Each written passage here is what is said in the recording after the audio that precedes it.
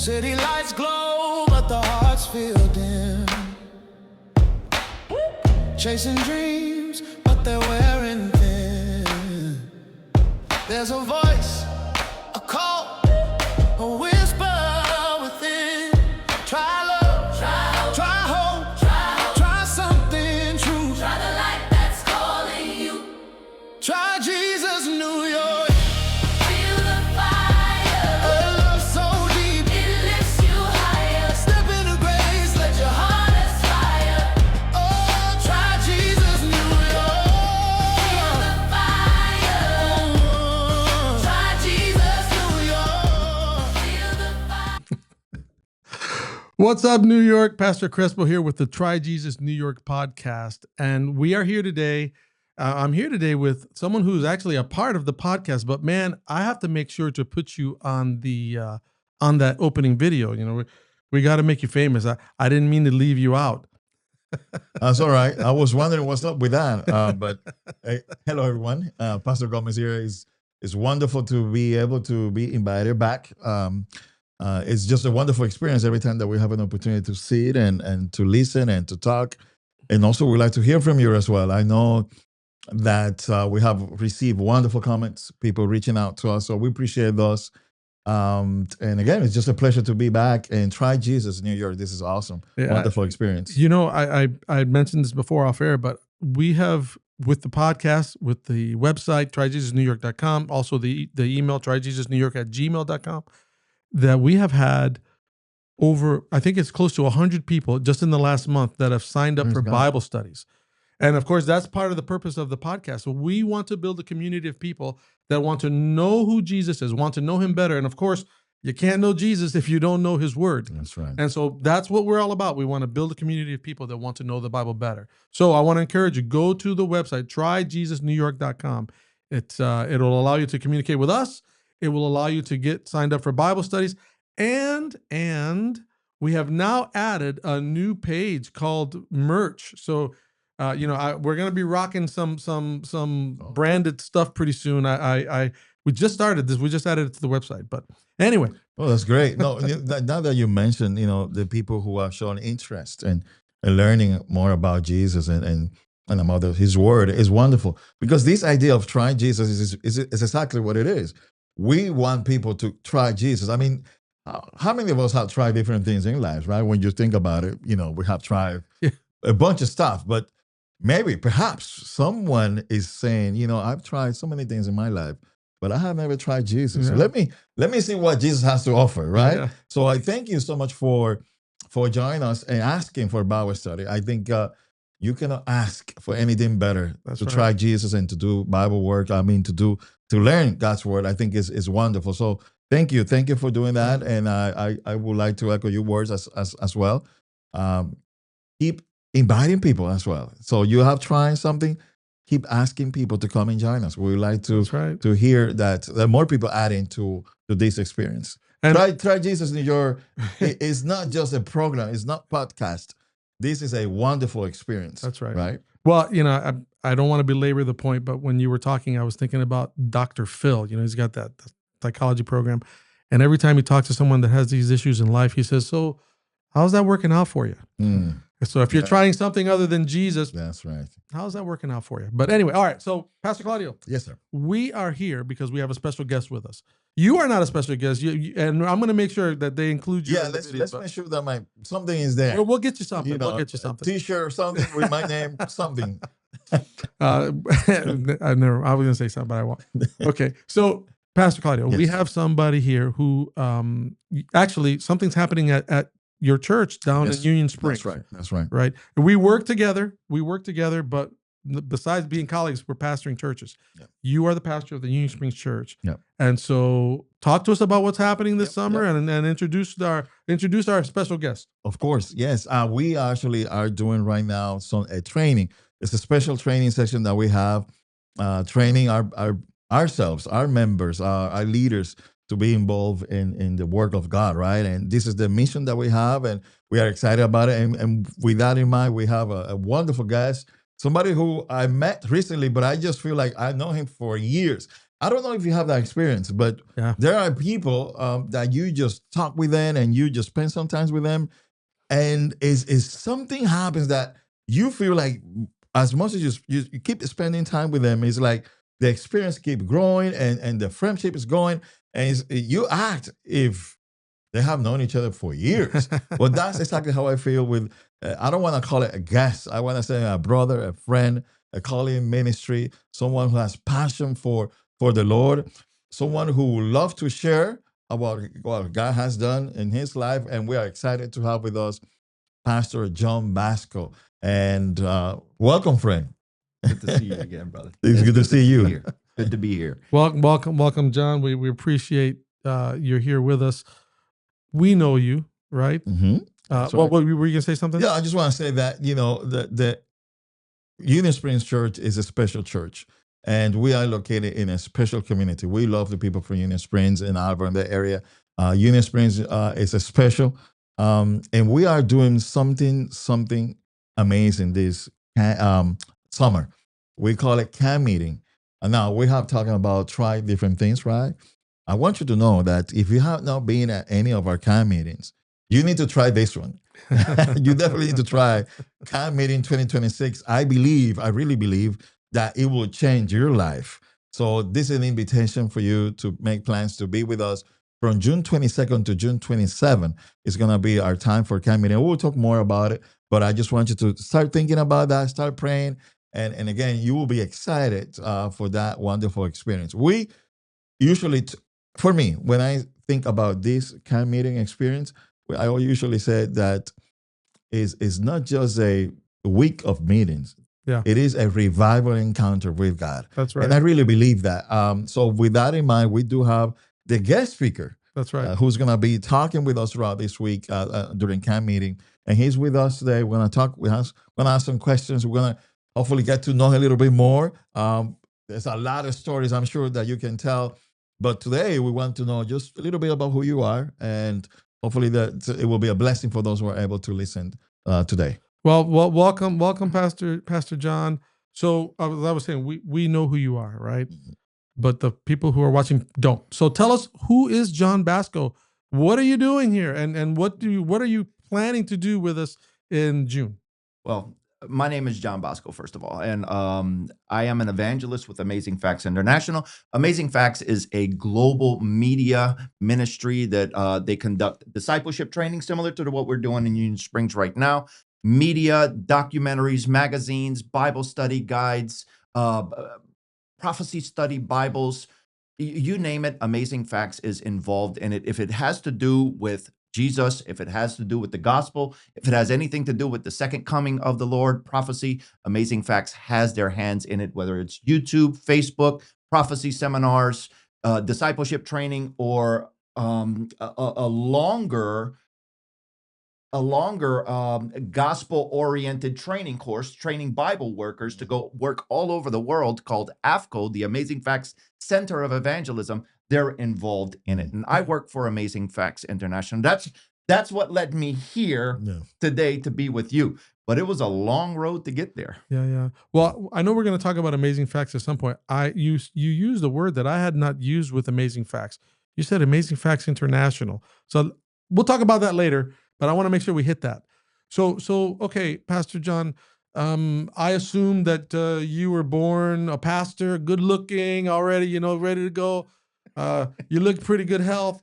So you were always a pastor, right? You were always an evangelist, right? Brother, the name of this podcast, Try Jesus, is going to become more and more relevant, and even, dare I say, prophetic when we hear this story of what led me here with you guys today. No, I wasn't born a pastor, and I'm not the son of a pastor. My mother's family is from Honduras, from the islands of Honduras. And back around the 70s, a lot of the men from the island started to come to the States to get work. Most of the men, or pretty much all of the men on the islands, work in the fishing industry, right? They're shrimp boat captains or lobster boat captains. So they're mariners, they're seamen, right? And my mother's family moved to New Orleans in the late 70s. Okay. My grandfather was a boat captain. New Orleans is a port city, so it's easy for people who are mariners to find work there. So in the late 70s, grandpa and my grandmother brought their kids to the New Orleans area where my mom met my dad, who was an American. And smooth talker, this guy, right? He was a salesman. My father's American. He's Italian American and a salesman type figure. He was 10 years older than my mom. And he was able to sweep my mom off Off her my feet. gullible little island, beautiful mother off of her feet. And they were married, and me and my little sister were born. And they moved to Pensacola, Florida, where me and my sister were born. I was born in Florida. And it must not have been going good for him. He was in vacuum sales. I don't know if you ever had somebody Oh, come to your yes, house and yes. selling one of these very high priced That's a vacuum hard cleaners, right? business, man. Hard job, apparently. And he must have not been doing too good because he left to go get, I don't know what, I don't remember what it was that he went to go get, milk or cigarettes or something like that. Well, about 2 weeks later, he hadn't come back home. And at that point, my mother starts wondering, like, well, where is this guy, right? The lights had been turned off, and it was winter, so it was cold, and even in South Florida, it gets cold, right? So she goes to the landlady, and she says, "Hey, look, I don't know where my husband is. I have my 2 young children. I'm feeding them instant mashed potatoes, heating it on candles just to keep us alive. Can you reach out to my mother and father and my family who is in New Orleans and tell them to send a bus ticket or something?" The lady was very gracious. So she put me and my mother and my younger sister on a bus and sent us back to New Orleans. I don't know who my father is. He left us basically for dead. He ended up coming back at some point later on, but I don't know anything about that. I never saw my dad again, basically. Well, when we got back to New Orleans, I was very malnutrition. So was my mom, by the way, but I had taken sick. So they took us to the hospital. Yeah. And the state basically wanted to take me and my sister away from my mother because we were just so malnutrition from this Wow. period of time, right? Yeah, yeah. My grandmother steps in and says, "No, let me take them to the islands, to Honduras, Roatan, which is islands right off of the coast of Honduras, about 30 miles off of the coast of Honduras is some islands. Yeah. Let me take them home with me while she gets her life together because her husband left." Yeah. And the state agreed. And so my grandmother takes me and my sister and takes us down to the islands while my mother gets her life back together. So I like to say I was born in the States, but I was raised in the islands, Right. which is true. So your English though, I'm surprised to hear first of all that you have Honduran blood, Yeah. but your English is you grew up here then, or you grew up in Honduras. I grew up down there until it was time to start school, about 7 years Okay, older. So I I get you. stayed down there. Got But you. it doesn't matter really because on the islands, the dominant language is English. See, these islands were British colonies, Okay. and then they were given back to Gotcha. Honduras. So if you're dealing with the state, if you're dealing with the government, you're going to speak Spanish. So if you have to go to the municipality to do any kind of business, if you're going to public school, it's going to be in Spanish. But the language that's spoken in society is English, Gotcha. right? Gotcha. Primarily English. So when I was ready to start school around 7 years old or so, I came back up to the States. I started school, and Mom had a new man in her life, and he was from Nicaragua. And he and my mom had created a life, and things were good. We had lights. We had food. I had clothing, right? He was already far and away better than my father, but 100 times. he wasn't really a father figure. And there was a communication barrier there because I didn't speak Spanish, and he was from Nicaragua. He only spoke Spanish. So him and my mom spoke Spanish, but they spoke English, or my mom spoke English to us, and he did the best that he can, but he wasn't really a father figure to me. In other words, he wasn't saying, "Hey, those boys are fast. They are bad boys. Stay away from them." Or, "That little girl is fast. Don't stay away from her and don't get into these things." So he took care of the house. He was providing for the house far and away better than my dad already. Yeah. But as far as like guiding me through life, being a father, he wasn't that. Yeah. Okay. So I didn't really feel like I belonged at home because, especially once the boys were born, right? My 2 younger brothers. So my mom and my stepdad had sons, right? And once the boys were born, I don't know if you've ever seen situations like this, and it's unintended in most cases, but typically when a man and a woman get together and there are kids from other relationships, but those people have kids, it's a broken home, right? That's what it's called, a broken home. Sometimes the kids from other marriages start to get left out of certain, right? It's not intended, but it's just a natural thing that happens, Yeah. right? Yep. So mom and dad, and I called him dad, my mom and my stepdad didn't intend for me and my sister to not feel like we were a part of the family, but we did. We felt that way. So we spent a lot of times in the streets. Now, what would the types of things that would happen? They would go to Disney World and we wouldn't go. Or they would go to his mom's to go eat some wonderful Nicaraguan food and we wouldn't go. They went to the islands and we wouldn't go. We would stay home. So we felt like we didn't really belong. We were a Was there part an of the age, family. big age gap? I'm sorry? Was there a big age gap between you and your And my younger- sister, your my younger brothers, Yeah, yeah. about 7 or 8 years. Okay. Right. Okay. So, yeah, the boys, look, my brothers, I love them to death, but there was some feelings of discomfort at the house. So we spent most of our time in the streets, or at least I did. Well, in the neighborhood where we lived, I didn't feel like I was comfortable at home. And then I didn't feel like I was comfortable in the neighborhood either, because the neighborhood that I grew up in, right outside of New Orleans in Kenner, Louisiana, was 99.9% Latino, right? All Hispanic. Okay, it was kind of projects of, although if you say the word projects, people get a certain picture in their mind. It was kind of like the Spanish projects of New Orleans, of Southeast Louisiana, right? And if you look at me, I look like a white boy, right? And so I'm trying to get my respect by telling the guys, like, no, guys, you don't understand. Look, my dad is from Nicaragua. That's not your dad. But my mom is from Honduras. No, she's not. She's white. Wow. Yeah. Shut up, white boy. Yeah.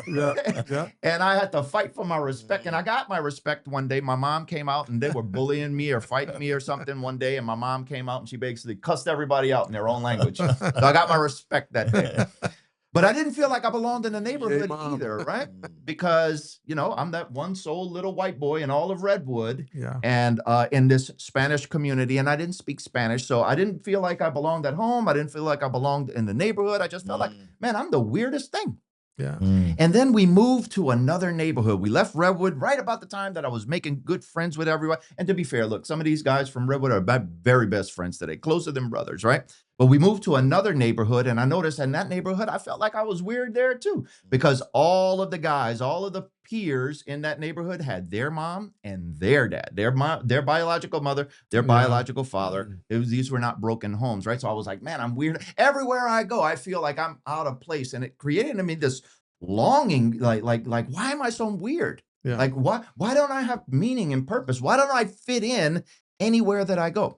As far as our religious, because it's try Jesus, right? Our religious experience growing up, this is how it was. Every now and then on a Sunday, my mother would get aggravated with me and my sister because we were arguing or fighting, and she'd say, y'all going to church. And she would call the little Baptist church at the front of the neighborhood, and they would send this little white bus around to pick me and my sister up, and that was church. She didn't go. She sent us off to church. It was almost like a punishment. And I actually got saved and baptized as a kid in this little Baptist church. And how this went is the pastor basically said, the youth pastor basically said one day, does anyone want to get saved? And I'm like, okay, what does that even mean? Oh, well, you won't go to hell. You won't burn forever. Great. I'm not doing anything else. That's right. Why not? Let's do it. So I went up and I got saved, and I even got baptized. And I'm like, okay, You're good. I'm good to go from now on, Yeah. right? That was our religious experience growing up. That's about as much as I knew about God. Like Father Abraham, that was all I knew about God. Around freshman year of high school is when things started to, like a major shift happen in my life. I was always a good student, never gave my mom any problems. I had heard what happened with my dad, and I was like, I don't want to add anything to my mom's life. I don't want to be a headache or we say un pie en el zapato. I don't want to be a rock in her shoe, right? So I'm gonna be a good boy. I was a great student, got straight A's without even studying, really smart. Never gave my mom any problems till about freshman year of high school. This feeling of not fitting in anywhere just started to get to me. And I wanted to get in with a certain friend group, and they were doing some stuff that they shouldn't have been doing, and I shouldn't have been doing either. Um, Smoking, drinking, smoking marijuana, and stuff like that. So I started hanging around with those guys, and I started to do some of those things. And one day, I'm standing out in front of my friend's house, and I am waiting on someone to come by and sell me some weed, right? So I'm broad daylight, standing out in front of my friend's house. The guy walks by, I give him the money, he gives it to me, and I put it in my broad daylight, right? Now I'm so green, so ignorant, I don't even realize that I need to go hide to do this. And I'm going into my friend's house, and his mom stops me at the door. And she's like, John, what's this? And she bends down She and saw you? pulls a little She bag saw of you. weed from my sock. And she was like, what is this? And you're coming into my house. She's hitting me in my nose with it and everything. Oh. You're coming into my house with this. And she calls my mom. And my mom Ooh. comes up the street. And for about 3 hours, they lectured it. My mom went nuclear on me, man. She starts lecturing me, and they're lecturing my friend too, because they figured out he was involved. We started spilling the beans after the ladies got a hold of us. And after Did you get the chancleta? I got it when I got back to the house. She didn't do it in front of these people Yeah, because you, they need were to, Americans. you need to right? explain. You need to explain it. What's the meaning of the chancleta? The sandal, man. In Oh, the Spanish sandals. culture, that's like, Yeah, man. It gets watch you out. right quick. That's worse than, I would rather, but I don't know. I took the chancleta over the punishment. I would just say, Oh. can I just get the chancleta and be done with it, right? We get back to the house, and the whole way back to the house, my mom is saying, look, I don't even know who you are anymore, man. I'm not going to lose you to the streets, and you're actually doing this stuff, and I've Yeah. never had any problems with you. You're going to go live with your grandmother. I'm like, Mom, no. It's freshman year of high school. What are you talking about? Like, no, I won't do it again. No. You're going to go live with your grandmother wow. in the islands, in the Caribbean. Now, I want you to think about this. She sent you away. My mother sent me to the Caribbean, to the islands, because she caught me with weed in the States. I don't think she was thinking this through very clearly, man, because I get down there and I'm angry about it. But when I get down there, I realize, man, that I could get this stuff anywhere I want down there for free. So she wasn't thinking it through very carefully. So she sends me down there, and I'm mad. So I go down there, and I realize, man, I could get this stuff anywhere. I got cousins and stuff. I got friends and people that I know that do this stuff down there. So I continued doing the same foolishness that I was doing up here. But the problem is, down there, it wasn't popular. See, up here, all of the young girls wanted to be with the young boy who was doing foolishness like that, the bad boy, right?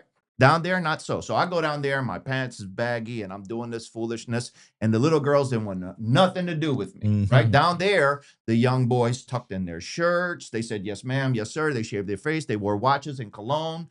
They were polite, right? Not that they didn't do foolish, but they certainly wasn't doing that.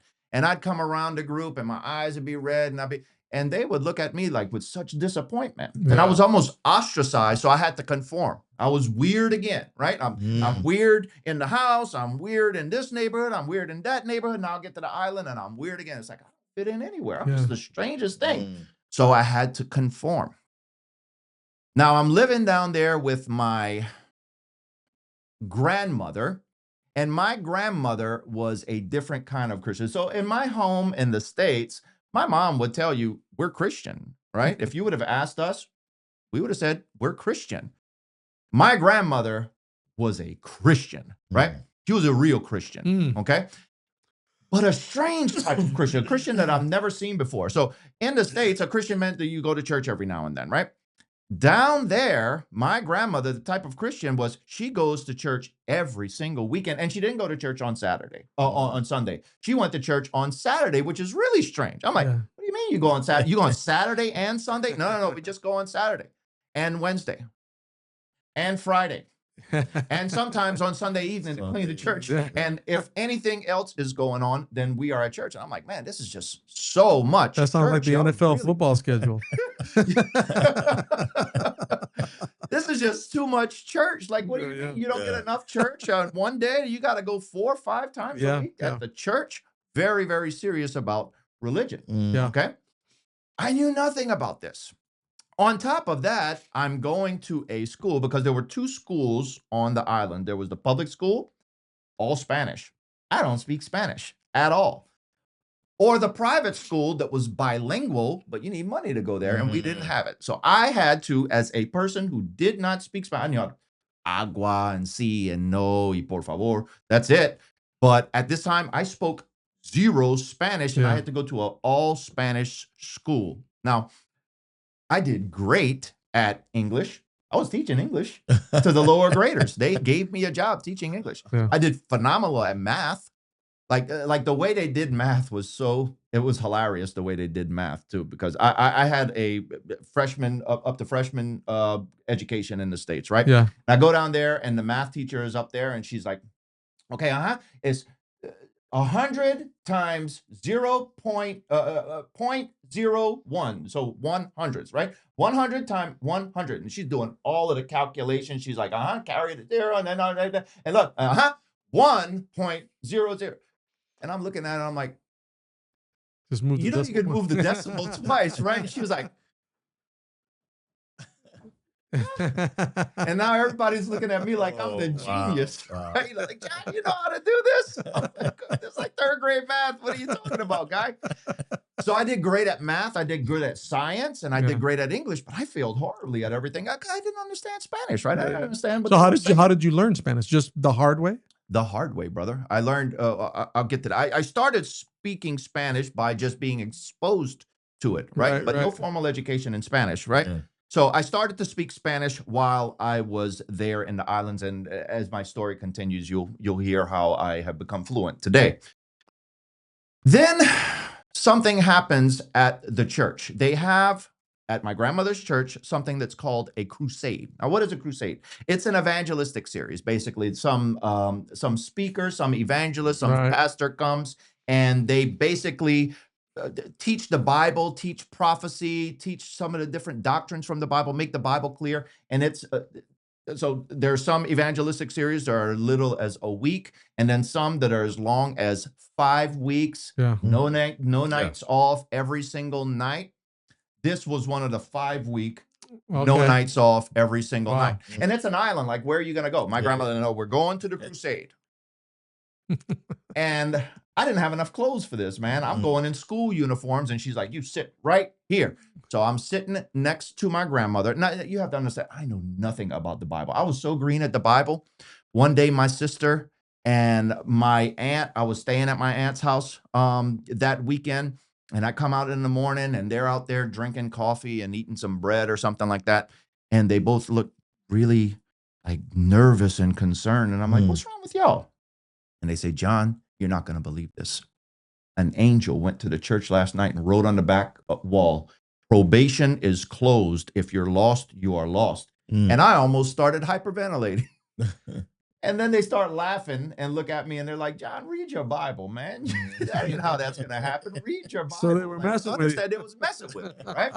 So this crusade happens, and I'm not too broken up about it because there's some pretty girls in the church. But my grandmother says, sit right here. And after a while, I start paying a little bit of attention. And the pastor starts explaining some of the prophecies of the Bible, especially the prophecies of Daniel and the rise and the fall of empires. And look, I studied history. I know about the rise and fall of empires. And he's throwing out these dates. And I'm like, this is the most amazing thing that I've ever heard.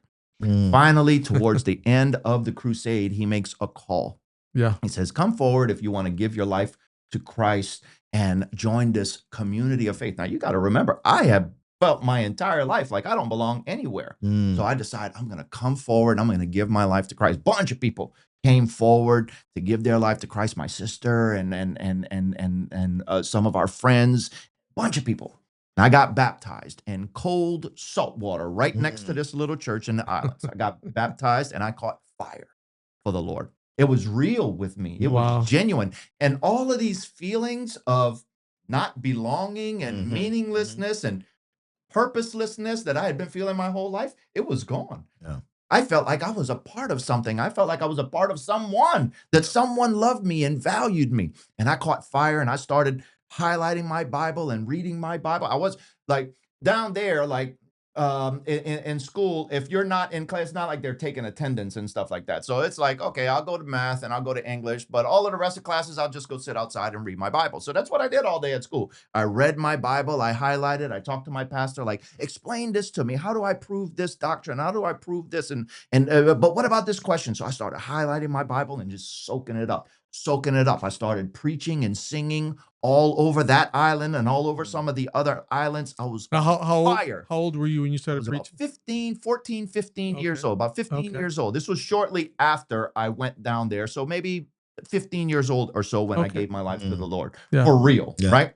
I learned very quickly that baptism that I had as a kid, that was invalid, right? Yeah, That didn't cover me through my life of Yeah. degeneracy, Yeah. okay? Yeah. I caught fire Hmm. for the Lord. And I started to battle Bible with other Christians, because down there on the island, there are two churches that have any kind of influence. There's the Seventh-day Adventist church that I was a part of, that my grandmother was a part of. I became a Seventh-day Adventist Christian. And the other church that has massive influence down on the island is the Church of God. So those two churches. There's some Catholic churches down there, but they So really don't Church of have God, as much. LDS, Latter Day Saints. No, or- Church of God, Pentecostal. Okay, gotcha. Church of God, right? Yeah. Those two churches have more influence than any others down on the island. And what island people love to do is battle Bible, like argue the Bible, especially younger people, but older people as well. So I had to know my Bible, because at school, I would be confronted by some of those Church of God boys. Yeah. And them boys knew their Bible. You better know your Bible, and they're going to make you look silly, right? So I was checking my Bible and highlighting my Bible. This little cheap Bible that they gave me, I had that highlighted from front to back, memorizing scripture, knowing how to defend my faith. I was soaking it up. And my mother in the state hears, John is doing amazing. He is on fire. He's walking with the Lord. He's not going to give you any more problems anymore. He's not doing anything down here, right? He's not even going to school. He's just highlighting his Bible and battling Bible. He's battling Bible with adults. And my mom hears this and she's like, okay, you can come back up. I don't think you're going to give me any more problems. So I come back to the States, and everybody started warning me when I came back, like, don't go back up there and do what you was doing before. You're walking with the Lord. Do right when you go back up. I was on fire for the Lord. So I came back up to the States, and my mom was working at the time at Hibernia Bank. It became Capital One later. And she had a customer who was a Spanish Seventh-day Adventist pastor. And I told her immediately, look, I'll come, but I need to be in church. I don't have a car. You're going to have to figure out a way to get me to church. She says, I got it taken care of. He started to pick me up and bring me to church. Spanish church. Okay. Now I had started to pick up a little bit of Spanish while I was down there, but you know how Spanish American churches are, right? Most of the kids speak Spanish. They grew up here in the States. They speak English. That's right. You're able to communicate. So Right. I fit right in. And then he got me a job working with him, because I was too old at this point to go back to high school. I wouldn't have graduated until I was 21 years old. So I went and I got my GED, and I started working full time with my Spanish pastor. Then on Sundays, so we would work together Monday through Friday. I was working at what's the politically correct way to say this? I used to say old folks home, but it's called a long-term care facility, There you go. right? There A you go. nursing home. I started to work there with my pastor. So Monday to Friday, I'm working with him. Saturdays, we go to church. Sunday, we go play soccer or baseball or volleyball or something like that. I was with my pastor 7 days a week. Remained on fire, preaching, learning more Spanish, got a girlfriend in the church. Everybody was just sure John is going to be a pastor someday. He's going to be an evangelist, a pastor, something. He's going to work for the Lord one day. Well, then right at around my 18th birthday, I don't remember if it's before my 18th birthday or after my 18th birthday, a perfect storm took place in my life that veered me off. And what it was, first of all, me and my girlfriend broke up at the church, okay? And I was heartbroken.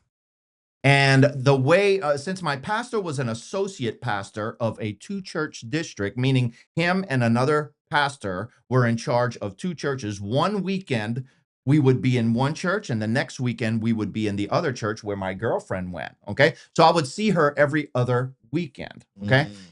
I started to not want to go on that second weekend because it was awkward. It was uncomfortable. I would go to church and she would be there and I'd be looking at her and she'd be looking at me, or I'd be looking at her and she wouldn't be looking at me. And that's even worse, of right? course.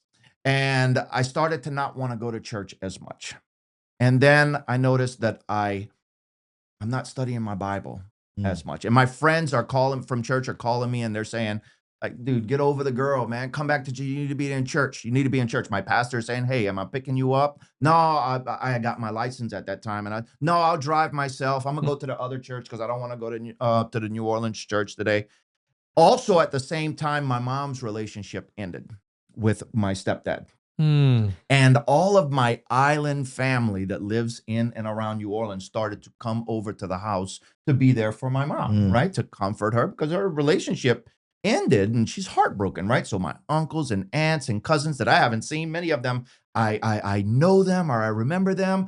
And some of them I've never met or I've met, but they remember me and they're like, oh, I remember you when you was just a little boy. And I'm getting to know these people.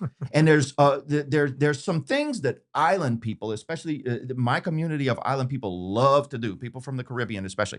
And that's drink and listen to music, you know, reggaeton and reggae and country music and old school and stuff, and cook good food, right? And so they're coming over basically every weekend. Is dominoes a thing for Hondurans? Do they play dominoes a lot or no? No, we didn't play dominoes. No. Sometimes they would play cards and stuff like that. But for most of the part, for the most part, it's just drinking and eating and cooking good food. Yeah. A lot of the food I didn't eat because I was on a specific diet, but I just wanted to be a part of it, right? They were there for my mom and they knew me and they loved me. And I'm like, look, I'll hang around with my family. What I didn't notice, guys, is that feeling of belonging that I had while I was walking with the Lord. It was gone. It was gone. Now I had this feeling again because I was in a state of backsliding. Now, what does that mean? Backsliding. It's exactly what it sounds like. I started sliding back into what God slid me out of, right? So a lot of the same things that I stopped doing, I started to do those things. Not all right away, but it was a slow fade back into those things. So I stopped going to church. Well, can I just ask you a question? So the idea you said quite a few times that this experience, you've tied it to not feeling like you belonged, and then in church, you know, with walking with the Lord, you did. I'm just wondering, was it that you felt when you made a decision to follow God, that it's like I was made to fit here, or did it fill the void that you were feeling because of the life that you had experienced? You understand what I'm asking? The difference is it's like I'm a missing piece. I've always meant to be here. Or it was more like this filled something. I think it's the other. I think it's the latter. Here's a powerful quote that'll probably answer this question. I've heard this quote many times by a popular preacher who I love. God has made the human heart so big that only He can fill it. Right. So it wasn't that I felt like, okay, this is the me. I am the missing piece to this community. Right. This is where I was always belong. Although it was something like that. But the meaninglessness was inside of me, and God filled a longing in my heart that I didn't even know was there. Right. Now, absent God, that hole is there again. Right. And you try to fill it with things that don't. It's like that's what I'm saying. There's like you have an emptiness, but whatever you try to fill it with, it doesn't quite fit. It doesn't work. But you still try to jam it in there. That's right. Yeah. So what did I do? Now that I have this emptiness in my life, this longing, this desire to feel what I felt when I was walking with the Lord. I was a part of a community who loved me. I felt loved, right?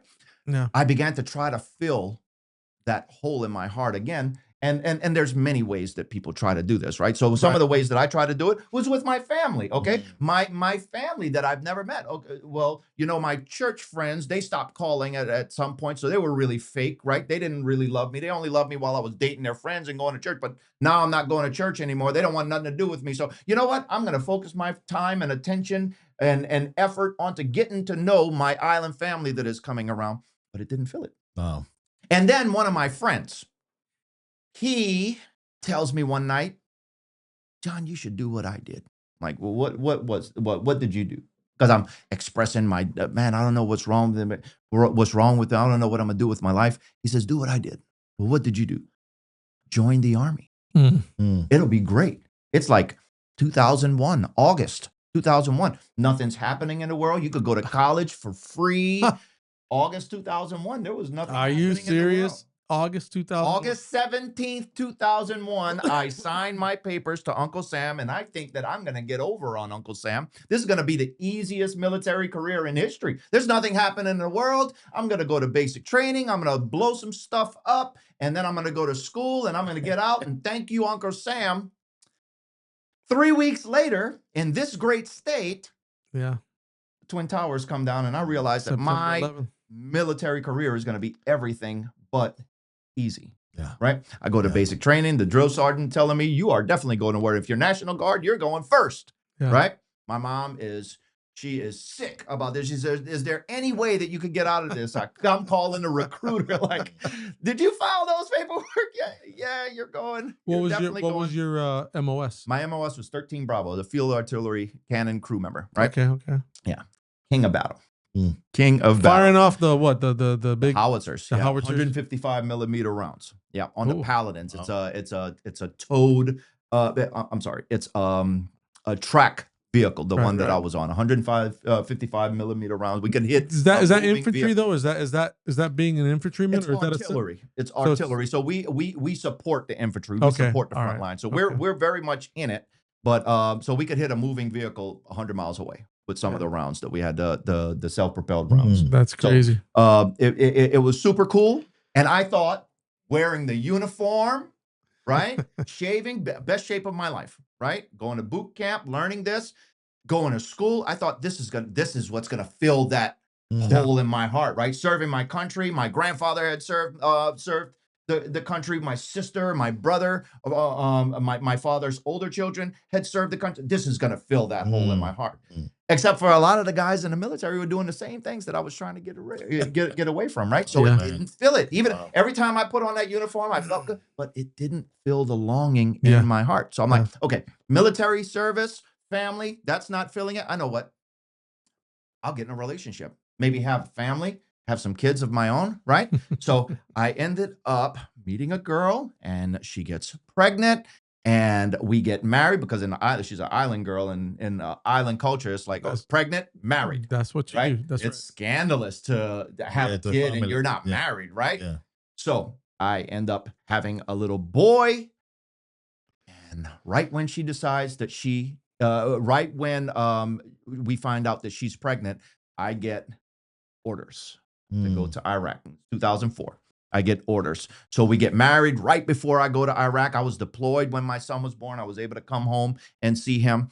I'll tell you something else that's going to come back up a little bit later. There was a period of time, like maybe 3 months before right before my wife got pregnant, that we broke up for a little bit of time. So I was out there living kind of reckless and everything. And there was another person that I was in a relationship with that also got pregnant. So long story short, in 2004, when I deployed to Iraq as a recently married man with no kids. Yeah. And when I came back from Iraq, I came back as a married man with 2 kids, right. 3 months apart. So let me Okay. just pause for a moment, because I think that, if someone's listening to the story, if you jumped in partway, this is not some guy who is just telling a story. You are an evangelist today. You are we would say a servant of the Most High God. That's what all of us are, right? We serve God. You know how this story is going to end. Right, the disciple of Jesus. But yet there's sometimes people who think that, well, if you're, pastor, evangelist, if you're a pastor, well, you've never done anything wrong. Mhm. You've never looked back and said, well, there are things I probably would have done different. Yeah, those people probably haven't read the Bible. Well, exactly. So I just want to pause a moment because I think you can go and that you live life, you make choices, and sometimes here's why I wanted to pause is that someone can hear, oh, wait a minute. So I was married, child on the way, I go and come back. Now I got 2 children on the way. And so someone will say, "Oh, at this point, someone can use the word train wreck Hmm. and an irrecoverable train wreck." Mm. But yet we're talking to someone. We know how the story ends, right? But so I want to be, if you're watching, and maybe you're saying, "Well, wait a minute, I've been down that road too." Don't tune out. Don't go somewhere else, because the idea of when God blesses messes, that's what He does, right? Mm-hmm. So I didn't want to stop you. I just, if you're following along, we're here with Pastor John Basco. He's an evangelist with amazing facts. He's coming to Union Springs in June to do a series. Claudia, Pastor Claudia, you're pastoring that church, right? That's right. But That's right. I just want to make sure you understand who we're talking to. Yeah. If you act like no one knows what I've been through, Mm-hmm. no one knows what I've been through. I can't be like these people in church. They look so good. They're in there in their suits. No. They don't know my story. They've never had a negative problem or bad. They've never made a bad decision in their life. Mm. So yeah, God doesn't have to do much with them to help them. Keep listening. Keep listening. This story is going to take a train wreck is probably the right word to where this is going to go. So Iraq was what it was, right? Won't go into that too much, but I did come back from Iraq with some hidden scars. You would know as a service member as well, Pastor Crespo, about the hidden scars to people. Even if you came back with all of your faculties, with all of your limbs. Many soldiers come back with PTSD, depression. Right. So I came back and there were things Yeah. that were going on in my mind that I didn't know about. And I came back. So what happens when you're leaving theater? So you're leaving Iraq, leaving a war zone, is there's something called change of command that happens. Now, quickly, what that is the unit that is going to replace you, they serve with you. They work with you. You're showing them the job, basically. It's not like, okay, we're leaving, you take over. Mm. No, for Right. about a month, you have to pack up. You have to prepare to leave. Right. The new unit is slowly taking over, learning the tricks and learning. This is where this is what your SOP, your standard operating procedure is. This is what you need to be looking out for. So we're going through that process, that month, where we're changing command from our unit to the unit who's going to be taking our place. A lot of companies would benefit by following that model. Absolutely. Many organizations don't do that. They don't do it. Yeah, sorry, They don't just- do it. And it's Yeah. very effective to make Yeah. sure that the mission can continue That's right. effectively, right? That's right. Well, we're in that process. We're packing up to go home, right? After an 18-month deployment, okay? We're going back home. I'm going back to Louisiana. I'm going back to Hero. I'm healed. I survived, right? And one morning I go out and some of the guys are just hanging around a Humvee, and one of them asks another one, "How's the family back home?" And he says to the one who asked him, "Running from that storm, 2005. Mm. And I walk up right at that point. And I'm like, "What storm y'all talking about?" They said, "What do you mean? What? The storm." I'm like, "What storm? I've been packing. I've been packing connexes and training other guys. What are you talking about? What storm?" It was like, "John, the big one," or they call me Basco, my last name. Basco, the big storm, the one we've been waiting on. And go call your wife. Go get on the internet. So I got on the internet and realized that a Cat 5 storm, hurricane by the name of Katrina, is heading directly. This thing's New moving quick. Orleans. Yeah. Right That's at New right. Orleans. And I lived in New Orleans. My unit is in New Orleans, Yeah. right? I called my wife. She's like, "I'm already in Lafayette. They're just about 2.5 hours away where my family lives," right? Well, where's my mom? I don't know. I haven't talked to him. So I'm calling my mom, trying to figure out what everybody is doing. And from the DFAC, that's a dining facility in Iraq, we watched storm hit, the levees break, Yeah. the city go underwater. Mm. And now it's this huge logistics Whole nightmare. What areas are we were gonna do? flooded. That was a Yeah. bad storm. What are we going to do with the 3,000-4,000 soldiers that live in this area? Many of them haven't talked to their family. They don't know where their family is. Their houses, our armory is underwater. Like, what are we going to do with these guys? Yeah. Right? It's a logistics nightmare. What are we going to do? So we leave theater, go back from a war zone to a war zone, Mhm. right? And obviously nobody can go back to the city. So I lived for a little while, maybe 6 months or so. I lived in Lafayette, Louisiana, where my wife's family lived, and lived there for a little bit. But after a while, we got a FEMA trailer at the house that we were staying in. I'm like, we got to get back into the city because I worked in construction a little bit, especially drywall construction. There's a lot of money to be made in the city helping people rebuild. So we need to go back. So me, my wife, and my newborn baby boy go back to the city, and it was incredibly stressful.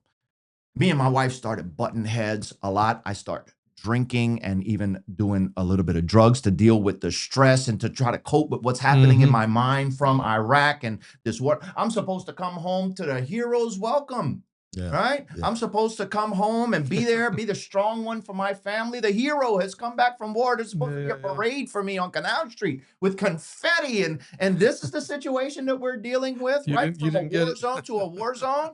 Me and my wife start butting heads a lot because she wants me to fix our house. And I'm like, I don't got time to do it. We got a FEMA trailer. Let me make all of the money that I can, and I'll do that slowly while I can. So we're fighting a lot. I'm drinking now, and I'm even doing drugs. And finally, she has enough, and she's like, look, let's separate for a little bit. So I go to live, ironically, with my ex-stepfather, who was a contractor, doing some work for him.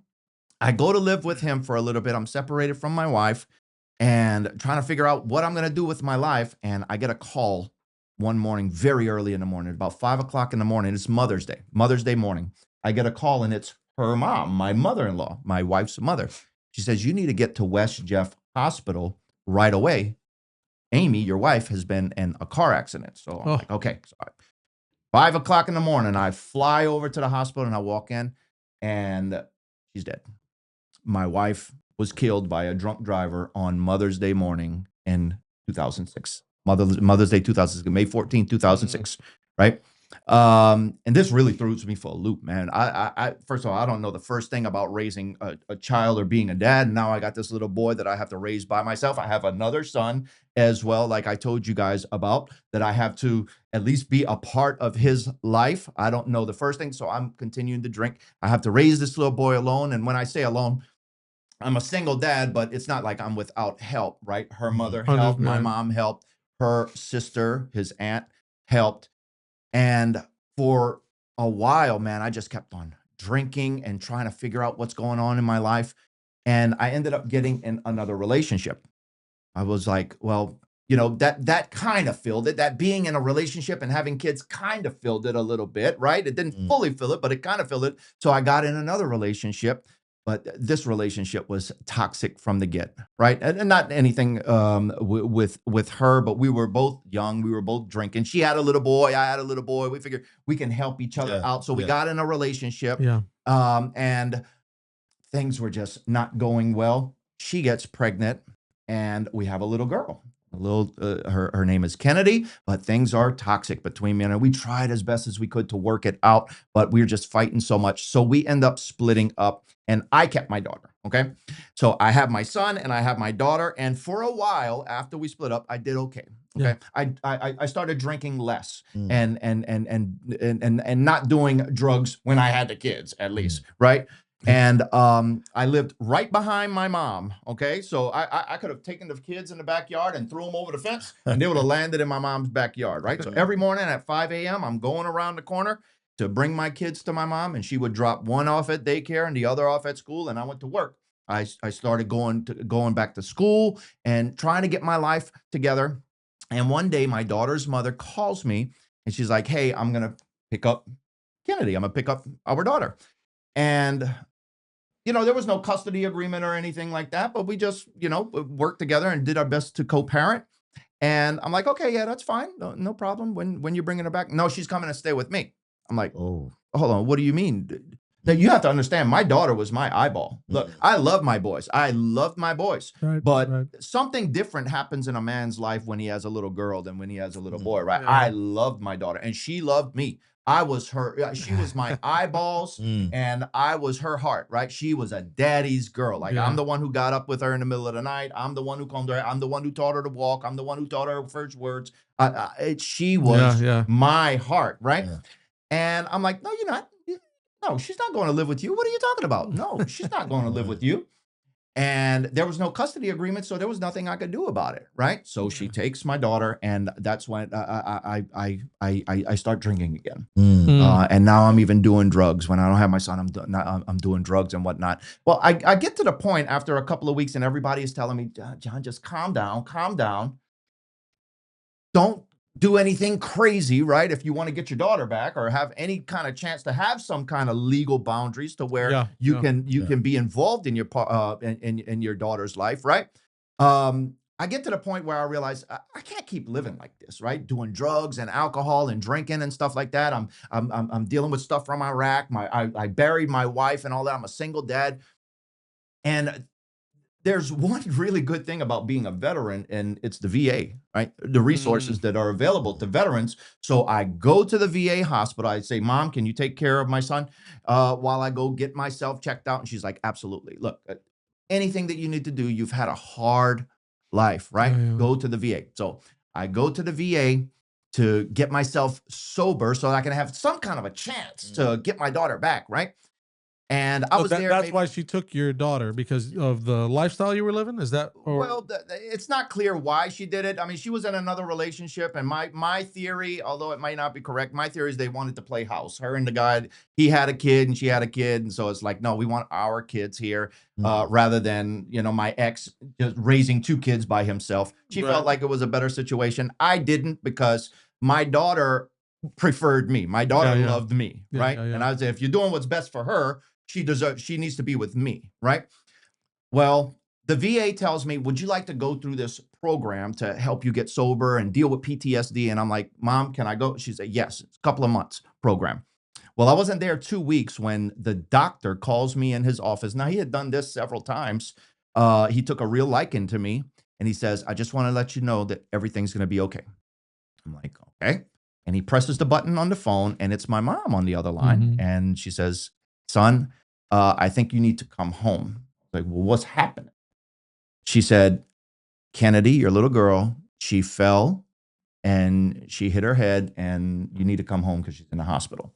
I'm like, oh, mercy. So a friend of mine comes and picks me up, takes me back to New Orleans. And the long story short is my daughter died about 3 days later. She was almost 3 years old. So just pause, just stop. That's not something you go talk about and just go. Yeah. Okay. Respectfully. Yeah. So you have never felt like you fit in. You experimented with drugs, alcohol. You were in the military and dealt with a lot of the things that people who went overseas to Iraq dealt with when they got back. Lost a wife, and then now you're telling us you lost your little girl. Yeah. How old was she when she passed? She was almost 3 years old. She was 3 years old. Yeah. Okay. And how long ago was that? That was in 2011. Okay. 2011. I'm so sorry. I appreciate it. Yeah. So I'm so sorry. you can imagine where my mind is now, right? Yeah. Any hope of me recouping my life, recovering my life, I was so angry. I was angry at her mom. I was angry at God, obviously, right? I was angry at myself. I was angry at the world. In fact, I didn't even cry for my daughter for weeks, right? So I bury my daughter, and I tell my mother, I tell my family, look, y'all got send me back to the VA, like right away, because if I take a sip of alcohol or get outside of my right mind, I'm terrified of what I'm gonna do, right? So they absolutely. My mom says, look, I'm gonna take care of your son. Go to the VA. VA sends me to Little Rock, Arkansas, 5, 6, 7 hours away, right? It says, go up there, go grieve up there, get sober up there. You got a lot to deal with mentally up there, right? So all of my grieving I did away, which was good. Can I pause you for a second? Yes, sir. So did you ever have thoughts of suicide during that time? Thoughts, but no plan or anything like that, right? Those are the type of things that just break a person. Absolutely. And they asked me that as a matter of fact, when I went back to the VA, they put me in the room for people who were on suicide watch. They were like, there's no way that he's not having those types of thoughts. Right. And to be fair, yes, I did have thoughts, but not thoughts to the point to where I had a plan, or I was just angry. Yeah. I was incredibly angry. So I go to the VA, I get sober, and I come back home and I tell I get my son and I say, you know what, we're gonna move somewhere else because again, I still have this emptiness inside of me on top of all of this trauma and pain and shame and guilt that I'm feeling, Yeah. and no outlet for it. Okay, so me and my son move away. And everybody keeps on telling me, John, just whatever, you just stay busy, dude. Don't give your mind time to dwell and to ruminate and to think about all of the tragedy. Just stay busy. So I was like, okay, I'll stay busy. So I'm raising my son. I am going to school full time. I'm working full time. I'm coaching baseball. I'm doing everything I can. Well, in the neighborhood, like wherever you go, there you are, right? And if there's people around that are doing some of those things, right, it's easier to start doing those things again. So I would start drinking again on watching football games, right? And then I'm drinking every weekend, and then I black out drunk. So I have relapse now. And at some point you start losing things, right? And what happened to me is, as someone with a very addictive personality, back to drinking, blacking out. One night I was driving and I wrecked my truck and I broke my collarbone. And I went to the VA, like I always do, and they prescribed me some narcotic pain medication. And for someone like me, just what you need. for someone like me, this was the worst thing that they could have done, because now I have found a completely new way to numb not only the physical pain, but the emotional pain as well. Right. So my collarbone heals. Everybody's kind of worried about me. And I'm like, I'll never drink that much again. Okay. And I wasn't totally lying, because I stopped drinking. But the reason why I stopped drinking was because I had found a new way to numb all of that pain. The problem with the narcotic pain medication, if anyone wants to know what has caused this epidemic of this opiate epidemic in our country today, especially in the United States, it's because of the overprescription and the misuse of narcotic pain medication, of opiate narcotic pain medications for the past 20 years, the 25 years, right? I became a victim of this. And I say victim lightly because I chose to make these decisions, right?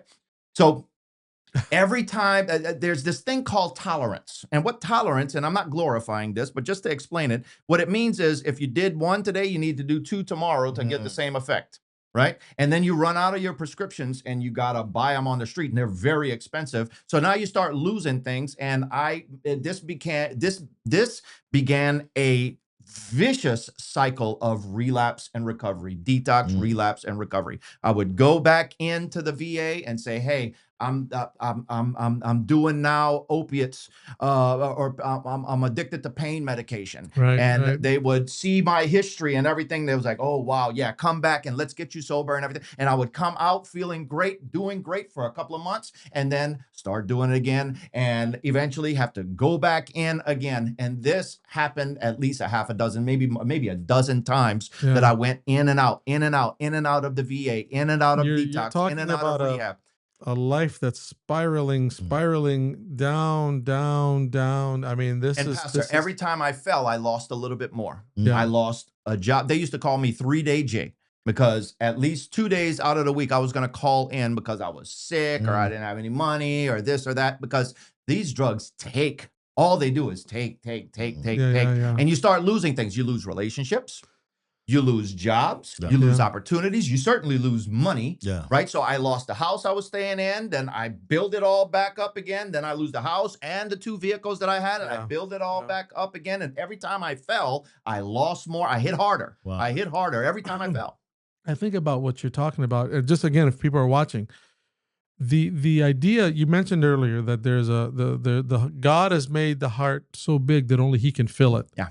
So we spend our life. I'm just wondering, if people are connecting, there has to be people that are connecting with your story. Of course. Loss, the search to try and fill the emptiness. But just what struck me as I'm listening to you talking about right here is that, so we know that we have a lot, we have this emptiness that we're trying to find ways to fill it. And God is the only one that can fully fill it. But what struck me is, I don't think I'll ever say again that you try to fill that emptiness with other things. Those other things cannot fill the emptiness. All they do is occupy your time. That's right. So you occupy your time to not deal with the emptiness. Yes. And Yes. that's just listening to what you're saying. Yes. All these things, again, if somebody's watching, if you're hearing it and what he's saying is like, wait a minute, that happened to me, or wait a minute, this happened to me. You, my friend, I am so sorry. Just the idea that how much of a beating can one human being take? Pastor Claudio, I don't know. Yeah. Yeah. It was tough. And at this point, my relationship with God, because you have to remember, I knew the Lord, right? I knew God. I had so much scripture memorized. All of that knowledge that I had of the Bible stuck with me. It didn't. So I was the guy in the bar, drunk, telling people about the love of Jesus. Right? How toxic is that? I've met people like that. Yeah. I had a toxic relationship with God in which God, now I want to be clear, God doesn't cause these things in our life. It's not like God saying, I'm going to kill your wife. No, Right, absolutely right. not. Somebody God might can't feel that way. No, God Somebody may feel that cannot be tempted with evil. That's what the scriptures say. Right, Okay. right. Now, does he allow things to happen? Yes, he allows things to happen in our lives, sometimes to get our attention when we've gone too far. The purpose I've learned for all of this was God was trying to get my attention, but instead of running to him, I ran further and further and further away from God. And he was allowing these tragedies to happen in my life to say, I am the only thing that can fill it. John, you're trying drugs, you're trying money, you're trying success, you're trying sex, you're trying relationships, you're trying houses and businesses and all of these other things. I had clothes and watches and colognes and none of it filled. None of it filled. And I finally get to the point to where I lose everything. I had to put everything in storage. I lost the storage with everything. I escaped with like nothing. And I'm staying with my mother. And finally, tolerance, my addiction has progressed to the point to where my mom is supportive and as loving as she is. She says, don't come back to this house. I'm raising your son and you're in this situation. Look, I love you, son. I love you. You're my baby. I believe in you. And I believe that you're going to get the victory over this. In fact, John, a woman told me when you were younger that you were going to be a preacher and a prophet and you were going to preach to people all over the world. And I believe that, son, but you got to get yourself together. So you got to go get yourself together. Go back to the VA. Go try again, whatever you got to do. I love my mother and I'm so thankful for her. But finally, she says, don't come back to this house. And now where am I going to go? I've lost everything. I've lost relationships, jobs. I have no opportunities, no money, nothing. I ended up on the streets in New Orleans, scrapping copper out of abandoned buildings to pay for a drug habit, just hoping I don't wake up. Praying I don't wake up. Too afraid to go jump out in front of a building because I know the Bible, right? And I know the Lord. I'm not going to jump off of a building. I'm not going to go jump in front of a bus, but just praying that I don't wake up. And one morning, one night, I'm in an abandoned building, laying on a sofa, and one of the guys who was homeless comes and he says, John, someone wants to talk to you. He gives me my phone, gives me his phone. I had called my mother from his phone just to let her know I was still alive. My whole family at this point is just waiting for the call that John is dead. Right? Yeah. They've seen this so many times. People overdose, people die and stuff. They're just, at some point, John, everyone has written me off. Everyone has written me off. I get the phone and it's my mother. And she's like, you want to come home? Yes, I want to come home. I don't want to be I was out on the streets for maybe a month or more, just living on the streets and scrapping copper, just paying for a drug habit, just surviving, just praying that I wouldn't wake up. So I say yes. And I go out and man, it's my whole family out there. I thought it was just my mom out there, right? I go out of the building and it's my mom, my stepdad, my brothers, and my brothers got their ARs and because they didn't know what kind of situation that they were going to be walking in. My aunts, my uncles, my cousins, they're all out there. And I'm like, oh man, this was an awful idea. I don't want to see my family like this. I probably haven't taken a bath in a week or two. I stink. I'm awful looking, but my mother walks up and gives me a big hug. Think about the prodigal son, like it was in a pigsty, right? And the father runs to him and hugs him and embraces him and cries on his neck, right? And my mom looks at me and she says, jail or the VA? Because in this during this period of dysfunction, I got warrants and all kind of stuff and drug charges and all kind of stuff, right? That I never took care of. And I said, I'll go to the VA. I'll go to the VA again. And oh, guys, I wish I could tell y'all that that was the last time. Like seeing your family outside of an abandoned building, all crying over you and everything. Like, y'all never do that again, right? Yeah. So I go to the VA. They send me to Texas to another program again. I relapse, end up on the streets in Texas, and my mom is just like, I don't know what's going to happen to you, but I always would manage to tell Mama, don't worry, Mom, I'm going to get the victory over this. I'm going to get, you remember what that lady told you when I was young, Mom, that I was going to get the victory? And she says, I know, son, but boy, you're really scaring me.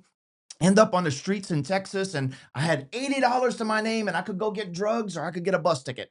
And I said, I'm going to get a bus ticket, and I'm going to go back to New Orleans, back to the VA, back to get some help again. I go, and the VA gives me another chance and puts me in rehab again, and I'm at this halfway house basically for veterans, right, that are dealing with mental health issues and addiction issues, and they're homeless as well. So I'm there, I relapse again, end up on the streets, almost overdose and lose my life. And my mom I passed my little suspension period. I'm able to come back, and I'm back at the place again one Sunday morning, and my mom calls, and I answer the phone. And she says, I heard what happened to you, that you almost overdosed and lost your life.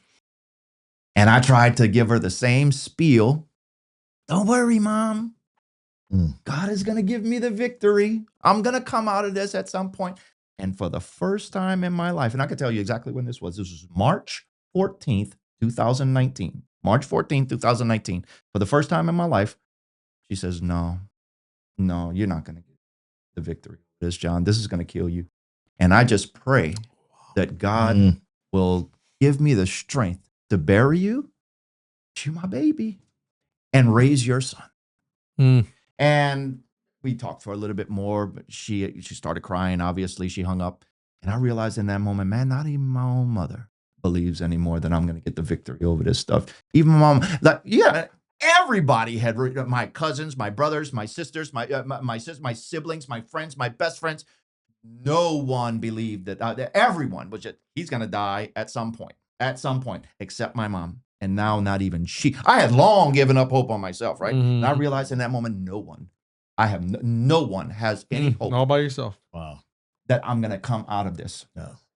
And March 14, 2019, I got off of the phone with my mom, and I dropped to my knees, and I begged God to take all of that pain, just take it all away, or take me. Either take it or take me. Now, you need to understand, Pastor, I had done that. I had prayed that same prayer hundreds, if not thousands of times, right? Almost every morning I woke up hungover, like, Lord, free me from this. Give me the victory over that. I knew the Lord, right? Or I thought I knew the Lord. I knew to call out to him and to cry, and nothing had ever happened. I got on my knees, March 14th, 2019, and I begged God, at least if you're not going to take this, then take me. So everybody can get on with their lives, right? At least I won't be just causing all of this chaos and drama. I'm just a rock in the shoe of my entire family, just causing all this pain and chaos in my family's life. Either take this or take me. Like, you're a just God. Do your job, right? And I don't know what happened, but I got up off of my knees a completely different person. It's almost as if in heaven there's a switchboard with a bunch of buttons on it, right? And my face was on one of those buttons, and God walked over and just pushed that button. Instantly, I became a different person. Like a computer that has information plugged into it, but you finally turn the power button on, and everything that's been programmed finally starts to work. Me and God picked up right where we left off. I instantly started reading my Bible. Praying. I called my pastor. I said, hey, come pick me up for church. He said, I'll be there to pick you up. A few weeks later, I was rebaptized again into the Seventh-day Adventist church, right? All of that knowledge I had, I kept it. Everybody is like, keep watching him because this has happened before. The next day or 2 days later, I go, and I felt it. I knew something has changed. Something's happened. I go to the VA to see my counselor. I'm like, you're not going to believe this. I'm healed. Oh, Mr. Basco, no one's ever really healed. Okay, just keep coming. Like, dude, look, save it. I have done this so many times. I'm telling you. He was like, keep coming. Let's talk. Okay, we'll keep coming. We'll keep talking. No problem. But I'm telling you, This is what's happening. Everybody's watching me. I got rebaptized. They're just waiting for the fall to happen. A couple of months later, I met this beautiful woman in Portugal. She's a Christian. She loved the Lord. She decided to come to the States to visit. Now, I'm telling you what my life has been like since March 14, 2019. Since I believe God pressed the button on my life, I instantly became a completely different person. Miraculous conversion, right? Wow. I met a girl. She came to visit. We were married. My wife is a God-fearing Christian woman. She loves the Lord and she loves me in spite of me. All of my relationships that were damaged and destroyed, every single one of them that mattered, have been restored, completely restored, 100% restored, every one of them. I had legal issues so long that they were virtually stapling stuff to my rap sheet, right? I had warrants for tickets and warrants and attachments for unpaid traffic fees and felony drug charges and all kind. I had a legal rap sheet that was a mile long, and God instantly told me as soon as I came to him, you got to straighten this stuff out, right? Go present yourself. I'm going to give you a favor. If you want to be a good citizen of heaven, you got to be a good citizen of earth. Okay. You got to go pay these tickets. You got to go put yourself in front of, oh Lord, they're going to put me in jail. If they put you in jail, then hey, fine, I'm going to be with you every step of the way. So I had to get an attorney and pay him a ton of money, and he had to advocate for me. And I got all of my legal issues, miles of legal issues, have been restored. My credit was so bad I couldn't get a stick of gum on credit, right? And just this year, me and my wife were able to buy a house. I couldn't keep a job. I started a little construction business that exploded, that blew up, especially after other hurricanes came in, and it was a lot of work. People valued that I was honest, that I was where I said I was going to be, that I finished in the time that I said I was going to do it, that I was honest with my pricing. I have been overpaid, and I've called them and said, hey, you either giving me a big tip or you overpaid me. Do you want to tip me this, or I got to bring this back to you? No, can you bring it back? We're really struggling. Wow. Dude, you're really honest, man. Hey, hire him because he's really honest. He's really doing this thing. He's really walking this thing, right? Wow. I have seen real, genuine, actual, bona fide miracles in my life. On 2 different occasions, I have been in the right place at the right time where someone was dying. All right. One day I was at the VA hospital for an appointment, and someone walks out of the bathroom and they say, call the paramedics. Someone's dying in here. And I'm like, what? What do you mean dying? So I go in and this guy's on the floor, blue, dead, overdosed, right? I'm doing CPR and doing all of that. And then something said, pray. I prayed, watched the life come back into this person, right? Wow. Another time, I'm sitting at a red light, and I notice a car is driving funny, and then it hits a stop sign, and the driver's not moving, so I jump out of my car, go, dead, in the front seat, overdose. I'm doing CPR and everything. Prayed, watch the life come back into this person's life. And this is the big miracle. I'm talking about small miracles too. Can't find your wallet, can't find your keys. I know it was here. It's not here. Pray, beeline straight to it like if I knew where it was. So again, I'm thinking about the person watching. This story just took an incredible 180 turn, would not. So the question that somebody might be asking, because I'm sure if somebody's watching who's been down this road and has their own, or still on that road, yeah. Maybe that's what I mean. You're still on this road, and you're like, okay, well, how do I get how do I get that change? If you can talk to the camera, could you just share a little bit with them, because you're coming to for the series in June, but how would what does someone need to do to have that change? Because I'm sure you're saying it's not you. You didn't do that change. Oh, no. So what do they need to do to have that change? If you could just talk to the camera a little bit.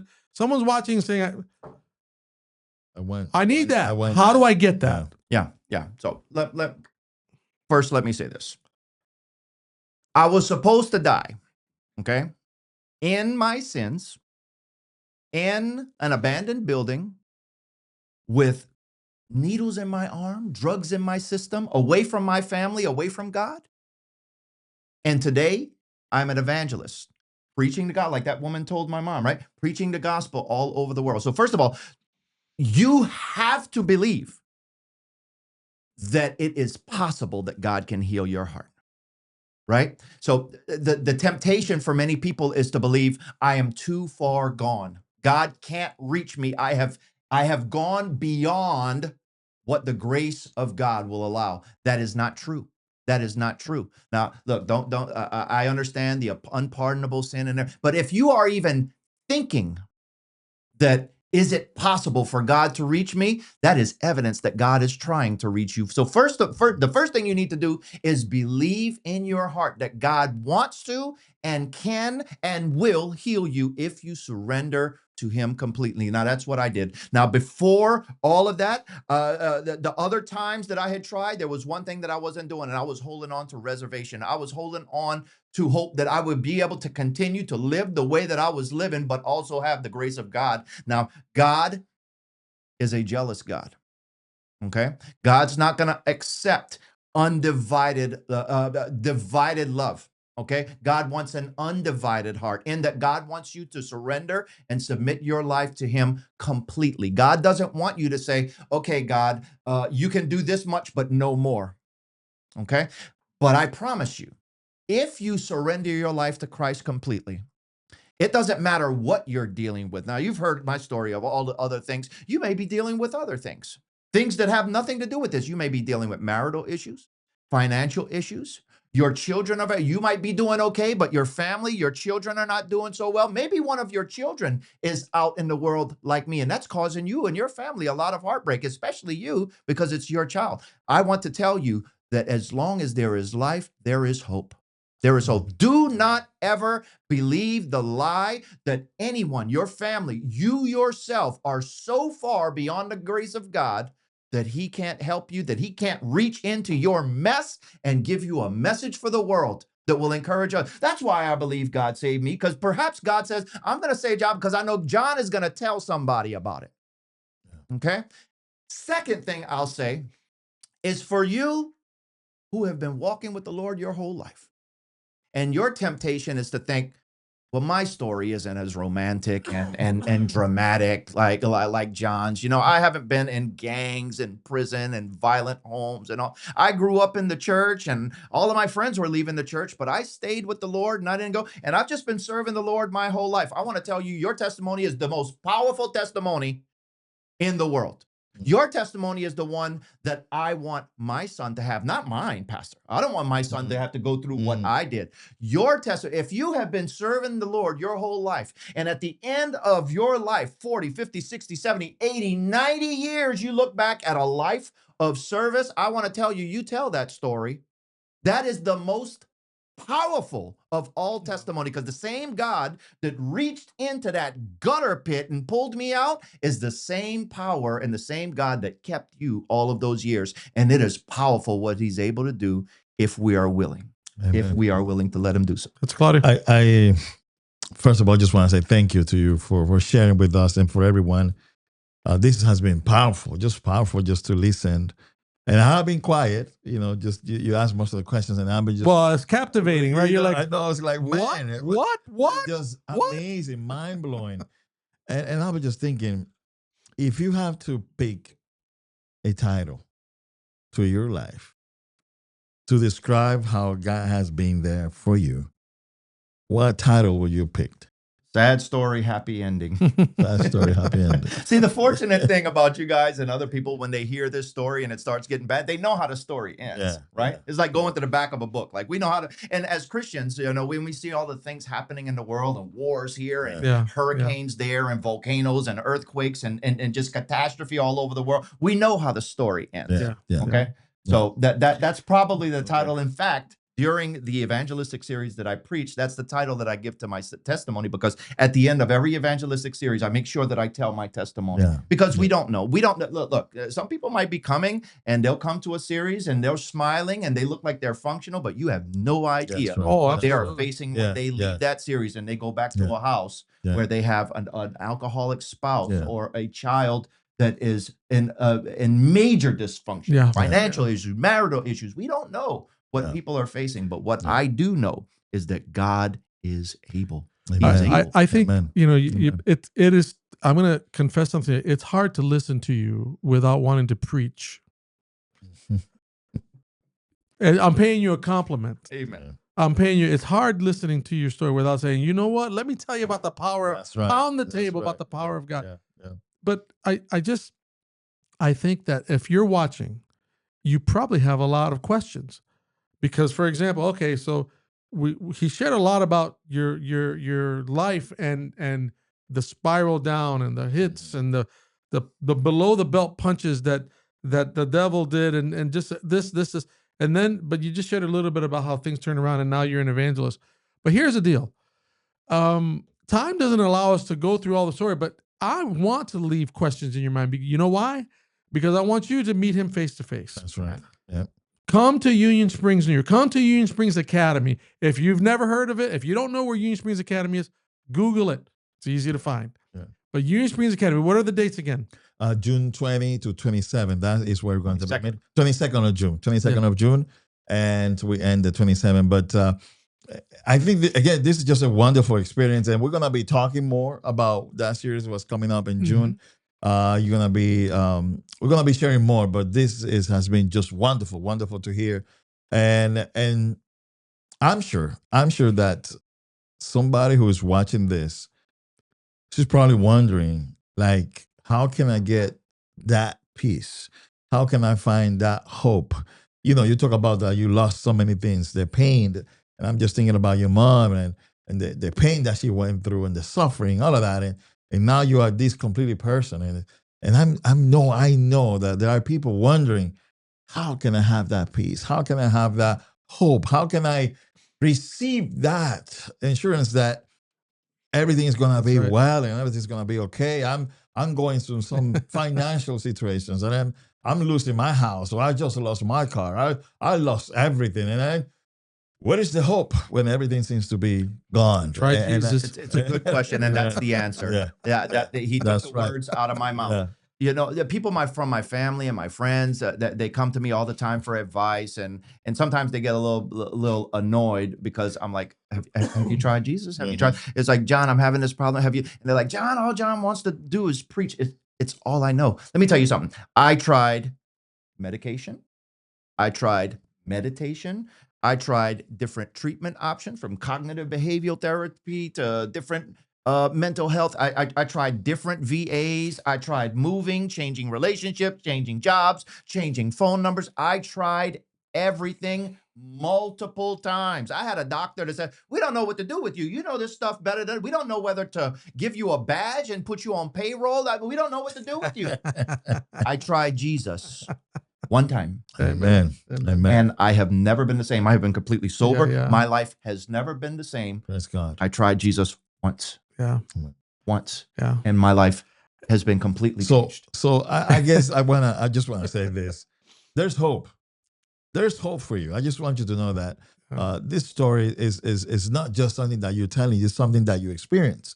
It's something that you went through, and you, by God's grace, were able to now share this with all of us, with everyone. That's right. But I just want you to know that there's hope. If you are going through something, there's hope. Whatever situation and I know it sounds good. It sounds like a really catching phrase. It sounds like a great, but I want you to know that this is a real thing. There's hope. Whatever you're going through, there's hope for you. So don't feel like it's over. This is an opportunity for you. And if you are struggling with something, I would like to encourage you, just reach out to us right now. We'd like to pray for you. We'd like to reach out to you and let you know that there's hope in Jesus' name. You're not lost. You probably have tried so many things, but hope is still there. God loves you. And Amen. I want to, we had talked about doing this episode, but ending it, the episode is gone. We've kind of been long on the episode, but I hope if you've been watching, I know you've been blessed. I have questions, but what happened? How did he start working for Amazing Facts? Where has he been? What has he done? What's the topic? What's going to happen with the series in June when he comes to speak? Look, if you have all those questions, great. Come in person to find out the answers to the questions. We're going to be here, June 22nd? 27. So the June 22 to June 27. That's right. At Union Springs Academy. You come, you'll see that big metal building next to the church. That's where the meetings are going to be. And you've touched on some things that I'm sure we've all experienced portions of things in our lives like that. anything you do to fill the void. This is what I come away with. You can try women, if you're women, drugs, alcohol, a job, all those things you can do to try and fill the void, but all you're doing is occupying your time. It's not really filling the void. Right. The only thing that'll fill the void is the person that made the void. That's He right. made it for himself, and that's the Lord Jesus. Yeah. So we look forward to the meeting, Pastor. I know the podcast has gone probably, we've been at it for a while. Can you just share a little bit? Amazing Facts. Amazing Facts is based out of California, Yes. but they have television programs. Yes. They're Yes. on An they're app. on, You can go to Amazing Facts and download the app. And on the app, you can find tons of free study resources, seminars, revival seminars, study guides, books, literature, Bible, devotionals, bookmarks, different seminars that are happening all over the country, all over the world. It's Amazing Facts International now. So all over the world, Amazing Facts is making a difference in the lives of people Amen. with the gospel of Jesus Christ. Wonderful. And there's there's a program on, if you just go to the Amazing Facts app, download the app, Change Lives, where you'll hear my story and stories of thousands of other people who have had a real experience with the Lord Jesus Christ, and their lives have been changed for the better. Well, Amen. your life can be changed for the better. If you look at the screen, you'll see the QR code and the website, tryjesusnewyork.com. What is the QR code for? Look, we would love for you to register for the series coming up because it helps us know who's coming. Pastor Claudio, I know you're putting this thing together. Yeah. You're taking care of the plans for the meeting. Definitely. So we've got our speaker, we've got our planner. I'm just here along for the ride, folks. And I want to encourage you, try Jesus. Click the take your phone, point it at the QR code, press it. It'll take you to the site where you can sign up. Tryjesusnewyork.com is the website. And let me just share something. This is just something that just came to my mind. I want to share. If you attend the meeting, and I hope that a lot of you will be there. If you attend the meetings, let us know that you saw this, you came to the meeting through Try Jesus New York. We'll have something special for you. I don't know what that is yet, but I promise you that we'll have something special for you. But just to let us know that the reason that you came to this meeting is because you saw us on our website, on our program, on our podcast, and we'll have something special for you. So I'm challenging you as well. No, I to got be it. part of this, I got it. and this is gonna be great. This is what we're gonna do. And if you haven't figured it out, I'm gonna say we're led by the Spirit. Some say we fly by the seat of our pants. Whatever. Here's the deal. We just added a merchandise line on the website. It's not about making money. It's about just getting the brand out. Yeah. But if you go to the website, use a QR code, you register to come, we will make sure that you have a T-shirt with Try Jesus awesome. New York on. There you go. We'll get some merchandise. We'll get the word out. So they need to register and let us know. But you that they're need to planning register. attend. Let us know you're planning to come. Yeah. Let us know you're planning to come. We'll make sure we'll get you properly suited up so you look good, and your life and your appearance will never be the same again. I mean, That's right. That's very good. All right, Good. Pastor Basco, thank you so much. Yeah, thank you. Thank you This so was much. awesome. Pastor Claudio, Thank you. we're looking forward to the meetings. Yes.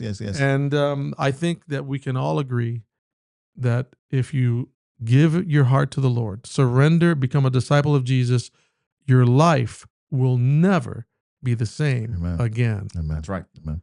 All right. Thank you guys for listening. Thank you. We'll see you all next time. Try Jesus New York.